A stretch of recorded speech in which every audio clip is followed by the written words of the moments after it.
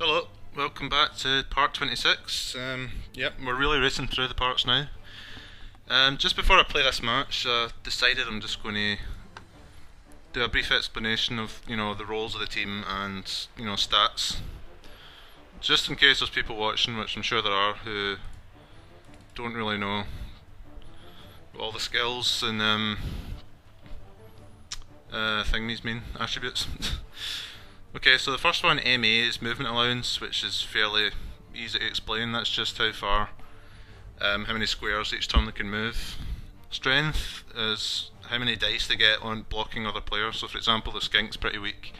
They only have 2, and usually you shouldn't really block with them unless they've got a lot of assists. That's why you've probably seen me gather around quite a few players first before I try to fight him with a Skink. Agility is how easy it is for them to dodge, how they and pick up the ball, passing actions, things like that. And skinks are about average. Three is the average score for most things for strength and agility, definitely. 3 is average. For movement and armor value, it can be anything between 6 to 9 or something. Well, apart from armor value, which is 7, but yeah, which is the lowest. Yeah, can't explain all the skills, but I'll explain the basic ones that apply most to us. Stunty means basically that it's quite a small wee dude, as you can see, and it means they can dodge easier because they're smaller, they can get through tackle zones, but they're more prone to injury because they're pretty weak. And yeah, dodge basically means that I can reroll a failed dodge. Let's look at Saurus, just to show the difference. Sorry if you already know this, which many of you will, but just thought it was just thought I should do it just in case. There's a few people who don't understand. Come on, Revan. I'm trying to select him. Right. Okay, so Saurus, as you can see, have double the strength of the Skinks, but they only have 1 agility, which means they're very poor at picking up the ball. They've got decent movement for big, strong players. That's 6 is pretty good for movement. Armor value 9 is the highest you can get, so they're obviously built for fighting and blocking more than using the ball, and they don't start with any skills. I've chosen Revan because he doesn't have any, but obviously my other Saurus have block, which means on a both down they'll basically not fall down. Let's look at the new player, Nihilus. Big guys, as they're called, are each team can get 1 big guy, apart from goblins, who can get 2. And they're basically unreliable but very powerful players. So as you can see, he's got 5 strength, which is, well, I was about to say the highest, but the G-Man's got 6 strength, but most of the big guys have 5.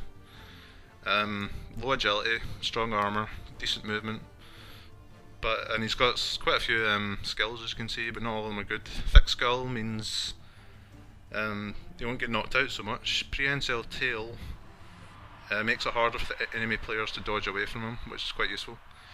Bonehead is one of his negative traits. It means basically I've got to roll before every action he takes, and if I get a 1 he fails it, so that's why he's a bit unreliable. Plus loner, which means he's not used to working with other people basically, so if I need to re-roll a failed bonehead roll, for example, or a failed block or something like that, I need to get a 4+.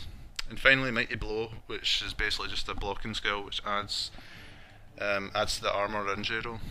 Anyway, sorry for that short little detour, but I just thought it'd be nice to explain a little bit.